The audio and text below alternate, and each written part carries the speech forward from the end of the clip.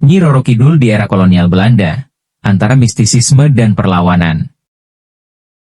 Sepanjang sejarah tanah Jawa, legenda Nyi Roro Kidul telah mengakar dalam kepercayaan masyarakat. Ia dikenal sebagai penguasa Laut Selatan, pelindung kerajaan Mataram, dan sosok mistis yang dihormati hingga kini. Namun, bagaimana cara menerapkannya dalam era kolonial Belanda? Apakah ia hanya sekadar mitos, ataukah benar-benar ikut berperan dalam melawan kolonialisme? Berikut ulasannya. Nyi Roro Kidul dan Raja-Raja Mataram dalam bayang-bayang kolonialisme. Sejak masa Kesultanan Mataram Islam, Nyi Roro Kidul dipercaya memiliki hubungan erat dengan Raja-Raja Mataram. Ia menjadi bagian dari kekuatan gaib yang melindungi para raja keturunan Panembahan Senopati. Namun, ketika Belanda mulai memperkuat cengkeramannya atas Nusantara, peran mistisnya semakin dipertanyakan. Pada abad ke-18, Kesultanan Mataram terbagi menjadi beberapa bagian akibat Perjanjian Giyanti, tahun 1755, dan Perjanjian Salatiga, tahun 1757. Hal ini menyebabkan berkurangnya kekuatan keyakinan sebagian masyarakat terhadap peran Nyi Roro Kidul. Namun, di kalangan masyarakat bawah, keyakinan terhadap Nyi Roro Kidul tetap kuat. Banyak yang percaya bahwa selama hubungan dengan penguasa Laut Selatan tetap terjaga, kejayaan Jawa bisa pulih kembali. Para raja masih melakukan ritual labuhan di pantai selatan untuk meminta restu sang ratu, meskipun kekuasaan mereka telah dibayangi oleh Belanda.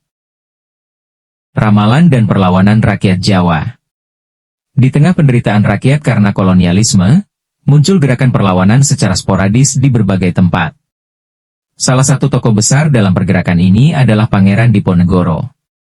Meski Pangeran Diponegoro bertempur dengan gagah berani, ia akhirnya ditangkap dengan tipu muslihat Belanda dan diasingkan ke Makassar.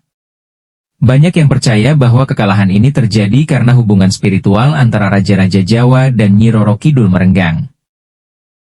Ritual mistis di istana dan ketakutan Belanda. Meskipun Belanda menganggap Nyi Roro Kidul tidak ada, seorang gubernur Hindia Belanda, yang namanya tidak disebutkan dalam beberapa sumber lisan, dikatakan pernah menantang kepercayaan ini dengan mengenakan pakaian hijau di pantai Parangtritis.